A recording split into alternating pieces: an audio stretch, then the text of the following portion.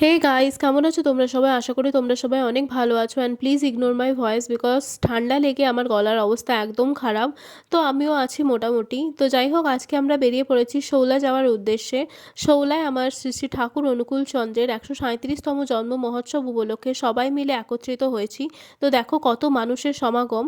তো ফাইনালি আমরা মন্দিরের সামনে এসে পৌঁছালাম। তো মন্দিরের মেন গেটটা দেখো কি সুন্দরভাবে সাজানো হয়েছে। পুরো মনে হচ্ছে যেন মাটির ওপরে স্বর্গ নেমে এসেছে, এতটাই সুন্দর লাগছে। তো যাই হোক, আমরা মন্দিরের ভেতরে প্রবেশ করলাম। এটাই হচ্ছে মেন মন্দির, এখানেই আমার ঠাকুরের বিগ্রহ রয়েছে। তো ভেতরে গিয়ে প্রণাম করে বাইরে এসে দেখি এখানে বাঁশি বাজাচ্ছে, একটু ঢাকঢোল বাজাচ্ছে, তো খুব ভালো লাগলো। তাই জন্য দাঁড়িয়ে কিছুক্ষণ উপভোগ করলাম, এতই সুন্দর লাগছিল। তো অনেকে দাঁড়িয়েছিল, শুধু আমরা নয়, অনেকে দাঁড়িয়ে এই জিনিসটা উপভোগ করছিল। তারপরে এখানে আমি, মা, দিদি, জেম্মা, জেঠু সবাই মিলে মন্দির প্রাঙ্গণটা ঘুরে ঘুরে দেখছিলাম। আর তোমরা দেখো কি সুন্দর ফুলগুলো না, লাল, নীল, হলুদ, গোলাপি, কমলা, কত রকমের ভ্যারাইটির ফুল। অ্যাকচুয়ালি না, এই মন্দিরে এলে এত ভালো লাগে, মনে হয় বাইরের কাজকর্ম সব ওইখানেই স্থগিত থাক, এই মন্দিরেই যেন থেকে যাই, সময়টা যেন এখানেই আটকে যায়, এমনই মনে হয়। এত ভালো লাগে এই মন্দির চত্বরটা, মন্দির প্রাঙ্গণটা এত ভালো লাগে, মনে হয় সারাটা জীবন এইখানেই কাটিয়ে দিই, ঠাকুরের চরণে নিজের জীবনটাকে সমর্পণ করে এইখানেই কাটিয়ে দিই। তো তোমরা দেখো কি সুন্দর লাগছে না? মনে হচ্ছে এখানে কি বলবো, সারাটা জীবন এখানে থেকে যেতে পারলে খুব ভালো হতো, এমনই মনে হচ্ছে, তাই না? তো যাই হোক, তোমরা দেখো এটা হচ্ছে মন্দির চত্বর। আর মন্দির, এটা হচ্ছে মেন বিগ্রহের মন্দির, কি সুন্দরভাবে ফুল দিয়ে সাজানো হয়েছে দেখো। আর কত মানুষের সমাগম, প্রচুর মানুষের ভিড় ছিল সেই দিন, প্রচুর মানুষ এসেছিল দূর দূরান্ত থেকে, শুধু ঠাকুরের টানে ঠাকুরের কাছে ছুটে এসেছে ঠাকুরকে দেখবার জন্য। তো যাই হোক, এখানে সবাই মিলে এখানে একত্রিত হয়েছে। তারপরে আমরা সবাই মিলে একটু মন্দির প্রাঙ্গণটা ঘুরে ঘুরে দেখছিলাম, কারণ অনেক বড় মন্দির চত্বরটা, শৌলা মন্দিরটা অনেক বড়। তো এখানে মা, জেম্মা, জেঠু, দিদি সবাই মিলে এগিয়ে ঘুরে ঘুরে দেখছিল মন্দিরটা।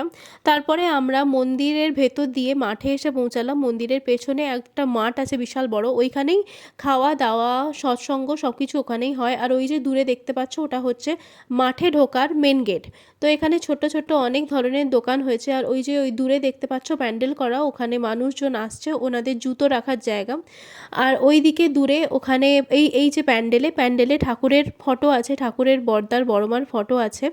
তো যাই হোক, এখানে সবাই মিলে একটু ঠান্ডায় আনন্দই করছে আর কি, ঠাকুরের কাছে আনন্দ করছে, ঠাকুরের চরণে নিজেদের সমর্পণ করেছে। তো যাই হোক, এখানে মা আর আমি একটু হালকা করে পোজ দিয়ে নিলাম। তারপরে আমি বাবাকে বললাম, বাবা একটু আসো।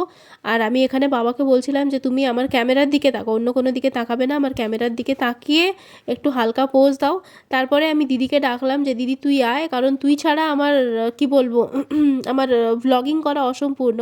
তো যাই হোক, এখানে মা একজন কাকুর সাথে কথা বলছিল, ওই কাকু আমাদের পূর্ব পরিচিত, অজিত কাকু। তো তারপরে এখানে মন্দির থেকে চায়ের ব্যবস্থা করা হয়েছিল, তাই সবাই মিলে চা নিয়ে এখানে চা খাচ্ছিল। বাবা, মা, দিদি সবাই মিলে এখানে চা নিয়েছিল। তারপরে এখানে চা খেতে খেতে সবাই মিলে একটু গল্প করছিল, কারণ এই রকম সুন্দর টাইম তো খুব কমই স্পেন্ড করা হয় না ফ্যামিলির সাথে ঠাকুরের কাছে। আর এখানে জেঠু কাজু বাদাম খেতে ব্যস্ত।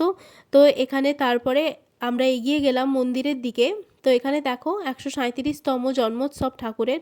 তো তারপরে এই যে মানে মাঠে যে প্যান্ডেল করা হয়েছিল, ওইখানে আমি একটু এগিয়ে গেলাম। তো এখানেও প্রচুর মানুষের ভিড়, প্রচুর মানুষের সমাগম। তো আমি ভিড় ঠেলে ঠাকুরের কাছে এগিয়ে গেলাম। তো এই যে আমার প্রাণের ঠাকুর শ্রী শ্রী ঠাকুর, বড়দা, বড়মা সবাইকে দেখে এগিয়ে গেলাম আমি প্রসাদ গ্রহণ করার জন্য। তো এখানে ভান্ডারার ব্যবস্থা রয়েছে।